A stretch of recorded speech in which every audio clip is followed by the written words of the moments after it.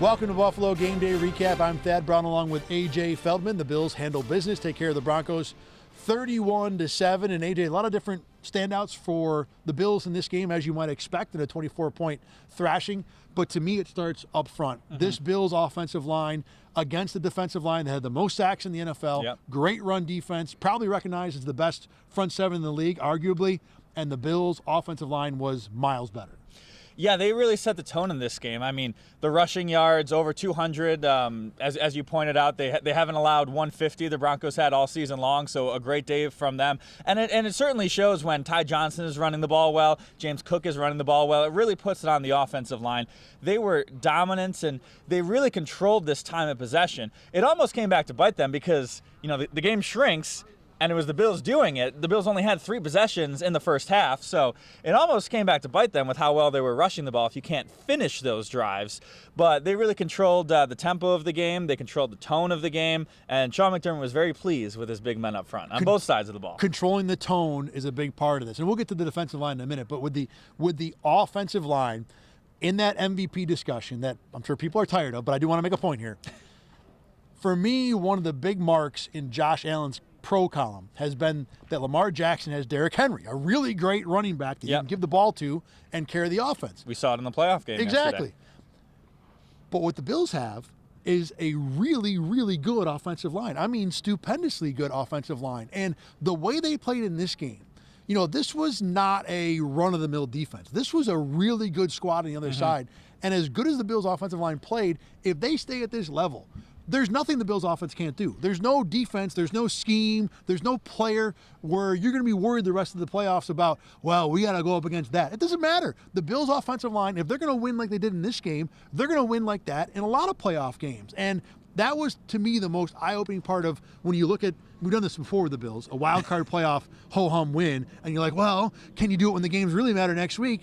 That, to me, was the most encouraging part. And one thing I'll say is we did point out last week on the show that the Bills kind of had some counters, you know, to that front seven. They had to go to offensive line. But I think the Bills' offensive line knew that the strength of this team was the front seven. So you probably feel a little bit of a weight on your shoulder, like, okay, if they're going to beat us somehow, this is the strength of their team. We're going up against the strength of their team. So if we don't bring our A game, we might be the reason why we lose. If we do deliver, we're in really good shape. So they really took that on today. Sean McDermott talked this week that you got to win playoff games in the trenches. And look, it's an old coaching trope that you got to win in the trenches. It's not wrong, but every coach is going to say it. But, you know, the Bills did take that to heart. And I think, now, not quite offensive line, but Von Miller talked this week about he likes being the guy who has the pressure because you can do something about that. You can control that. If I tell you that some wide receiver corner battle is the thing that matters and you're on the defensive line, you're like, well, nothing I can do about it. So being at the center of what matters was important for these guys. And let's talk about that defensive line too, because now they weren't as dominant as the offensive line, but they were pretty good. You know, did push the pocket a couple times, forced Bo Nix to scramble a little bit. More importantly, though, they did a pretty darn good job against the run. Broncos were on the field a whole lot. They did average about 4 a carry, but certainly it was not a problem, the run game. The Bills held that Denver ground game, which isn't great, but with a great offensive line, you got to worry about it. Bills did a good job today. Yeah, the Denver running backs have not performed very well this season, so not a tall task to hold them in check, but certainly it changed the the flow of the game. You've often seen with this Bills defense this year, you know, they allow the other team to come balanced, like they say, and then the passing game opens up. You didn't see that today very much. Bo Nix, he did get out of the pocket a little bit. He scrambled a couple times, but really not the weapon that you thought his legs might be. Sean McDermott talked about it. Bobby Babbitt talked about his ability to escape, his ability to be mobile. He's certainly not at the level of a Lamar Jackson they'll see next week, but he is a weapon in the run game, and they held that in check for the most part. No, the Bills defense did a really good job today. Also, Bobby Babbitt came in with, I thought, what seemed like a pretty good plan. One of the things that a lot of people... Not on the first drive. Well, we'll skip that. We're going to talk about that a little later. After the first drive, a lot of people thought the Broncos might be able to make some hay with wide receiver screens, something they've used a lot this year. And they only really tried it once. I think it was the second drive of the game. Actually, it was right after the fake punt. They went to a screen. Terrell Bernard trailed a receiver that looked like that ended up being the receiver for the play and was right on top of it, knocked it down for a 3-yard loss, and it helped kill the drive. Taking that away, or at least showing that, hey, Denver, we're ready for you, I think it might have maybe scared Sean Payton off from using it a little bit. And on that same sequence, the next play was a really, not I want to say really creative, but a different blitz that I don't think I've seen before, where Cam Lewis kind of came up to the line of scrimmage from the slot position, looked like he was going to trigger, and it allowed Von Miller to get a free run on the outside. Bo Nix has to throw it away. The Bills get Denver off the field. Bobby Babich, in just that one drive, impressed me. And obviously the guys talked about how good he was all game long. I thought the defensive coordinator had a really good game. And one of the weapons, they don't have a lot on the Broncos for offense. Marvin Mims, he's explosive. He's a great kick returner. Today for Marvin Mims, 2 rushes for 1 yard and 2 receptions for 12 yards. So when he's one of their most explosive players, one of their guys who can beat them, they did a good job of shutting him down and really keeping him in check. They've done a good job avoiding the big play all season long. Hey, this was pretty simple. You get a laundry list of things the other team does well. You got to try and stop a lot of them, and the Bills checked a lot of boxes on defense in that department. Let's go back to the offensive side of the ball. To me, this was an ideal offensive game plan for the Bills. Certainly for Sean McDermott. Right. Run the bejesus out of the ball, and then when you get into a tough spot, let Josh Allen save you. And you saw that play in the third quarter, the 4th and 1 throw to Ty Johnson. Now, Ty Johnson does a lot of the lifting on the saving part too there, but it was a heck of a throw under pressure to give Ty Johnson a chance, and he makes a great catch for a touchdown that really put this game out of reach. I mean, this game feels like a blowout, but if that pass goes incomplete, and I don't know what next gen's stats might say, but it feels like they'd be like, that thing had 14%. They're telling me 14% chance to be completed. Yes. So if you don't complete that game's still 13-7 late in the third quarter. It's still a ball game. So it's a 1-possession game. Exactly. So a huge play in the game, and Josh Allen came back with another one later, the throw to Dalton Kincaid down the field, which Kincaid might not have caught, by the way, but regardless, it counted. Allen made enough of the big-time save-us plays, couple on the ground with his legs, did his job, wasn't spectacular, but allowed the Bills to win this game comfortably. And the Bills certainly had the option to kick a field goal there. They kick a field goal, they go up from 3 points, or they go from 6 points to 9 points, obviously becomes a 2-possession game. And with the way that the Broncos are really moving the ball after that first drive, you might say, okay, we're good, 9 points, let's take our 2-possession game and let's, try and go home. Sean McDermott went for it. He did seem to maybe question the play call a little bit, the fact that on 4th and 1, they chucked it down the field. They didn't just, tush-push or run the ball. In his press conference, he's like, well, I mean, if it works like that, we're good for it. But no, a good sign from Sean McDermott that he was staying aggressive. Both coaches, for the most part, I thought had pretty good days, and Sean McDermott, that was a good point for him as well. I like the go for it call there, and I know the textbook call, and it wouldn't have been bad to go up by 2 scores, but you are in a spot there where you can really, really make it hard for a team to come back. The other part of it, too, is I didn't feel threatened by the Broncos. I know if you lead that game at 1 score, you're kind of dangling it out there, but I didn't feel like the miss risk was that high in that spot. So I like the Bills going for it there. I did see ESPN, their 4th down bot. They put it as just a slight go for it. So not an obvious situation according to the analytics. So kind of a coin flip for McDermott there. It was a little bit too far for a tush push too. It was like 1 yard and a foot. And I know anything outside of a yard, I think the Bills don't like counting, even though Josh Allen was getting like 3 a pop on the sneaks in this game. I know they don't like going for it. So look, yes, I could quibble with the play call, but I thought overall it was a good handling of the situation. And let's talk about Sean Payton for a second too, because I love the way he coached the first half for the most part. I like that the first possession of the game, you get a first down on a 3rd and long, you run hurry up, you get the Bills a little discombobulated with substitutions, you get yourself into 2nd and manageable, 2nd and 4. That's a perfect time to take a shot, and then you connect on it. And then the fake punt was an excellent call at an excellent time. Continue. Okay. We'll get into the Bill side of that play later. Okay, that's fine. The thing I had a problem with is that out of the fake punt, you're in 3rd and 7 at the Bills' 39-yard line. You need to be prepared for what happens if you don't convert there or don't even move the ball. And the Broncos took a long time figuring out what to do. Then they elect to punt from inside the Bills' 40, which in this game against this offense is just unconscionable. So I think overall the game plan was excellent, with one really, really bad negative. Not that it ended up mattering. In the second half, the team that was way better played way better. I will say this kind of from the mental aspect, I think, of that. So the Broncos get stopped, 4th down. They send out the punter. Oh, they get the ball back. Then they get stopped again. I think it's human nature a little bit to say, okay, this drive ain't really working out for our offense here. Let's, play some defense. Fair. So I think that comes a little bit to the mentality of that. Whether or not that should override the fact that you're almost a double-digit underdog against Josh Allen, it is to be seen, but I think that might have played in a little bit. And the other thing I want to talk about Sean Payton is the fact that he went for it at the end of that first half. They were backed up in their own end. They did not have a lot of time. I don't think they had all 3 of their timeouts. They've got a rookie quarterback. I think a lot of coaches, a lot of teams would have just ran the ball to be like, okay, we're down 3 at the half. We 100%. We really like it. He went for it, and Bo Nix rewarded him. They got into field goal range. Granted, they missed the field goal, which would have tied it up, but I thought that was a strong point from Sean McDermott. And, of course, Bo Nix as well. You give the rookie credit for driving them down to the field into field goal range. As we talked about a little bit, the Broncos come out and score a touchdown right off the bat.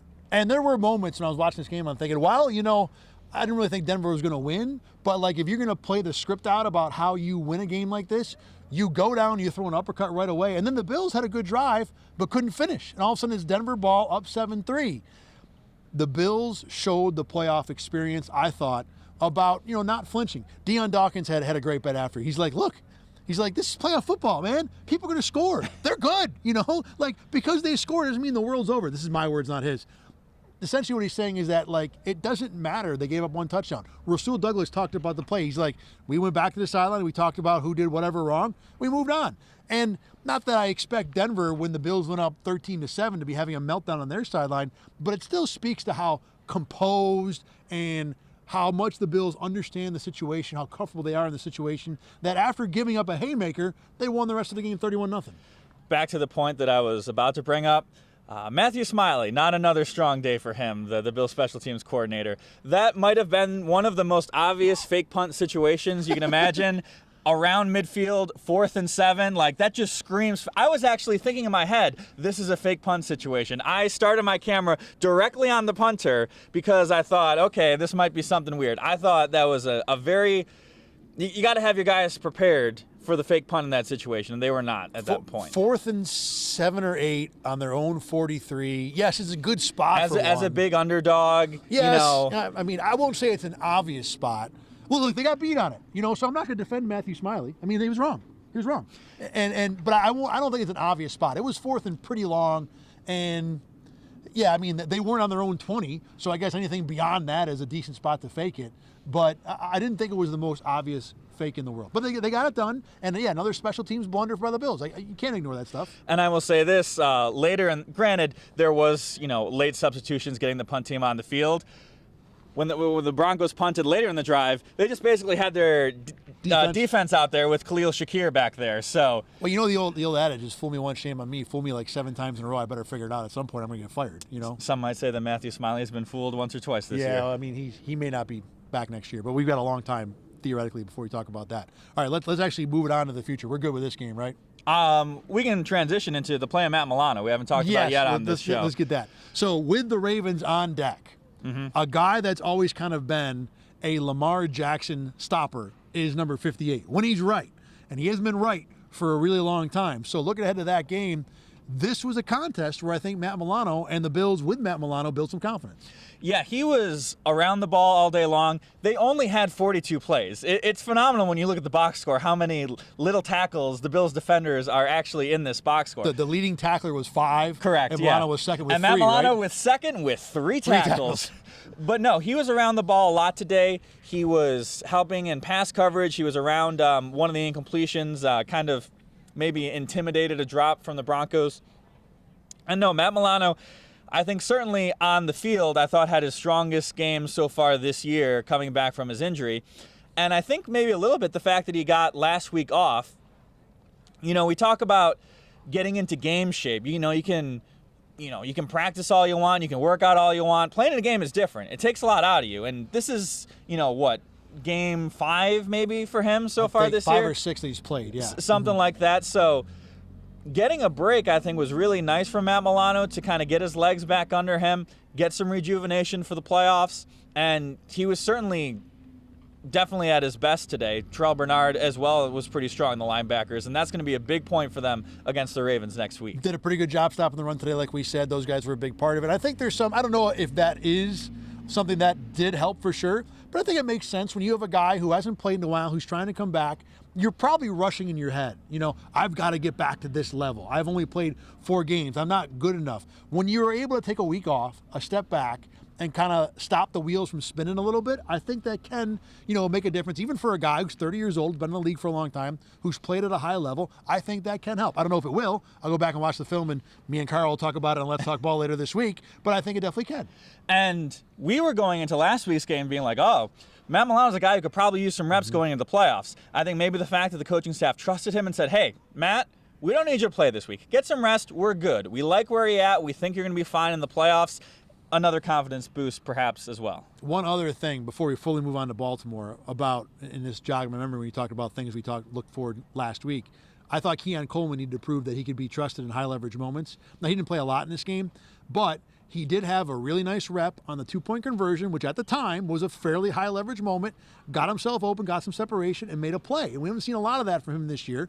The Bills receivers in general weren't separating a ton today anyway, but in that spot, in a big moment, number 0 made a play. Give him credit for that. And to that line, Curtis Samuel, he was their quote-unquote man beater coming into the season. Obviously really struggled throughout the season, had dealt with some injuries, just not a strong campaign from him so far. But give him credit. They called a man beater for him. He beat his man, he created separation, and then he made some guys miss down the field for the long touchdown. Yeah, that one was a little more scheme than it was him one-on-one with a man win. But regardless, like you said. So far this season, when he's been put in the scheme, he hasn't been winning those battles. Well, they'll take the results any way they can get them. All right, let's look ahead to Baltimore now. Before this game, and I think I'm probably still here to a degree, my take has been, I think the X's and O's say the Baltimore Ravens are the better team.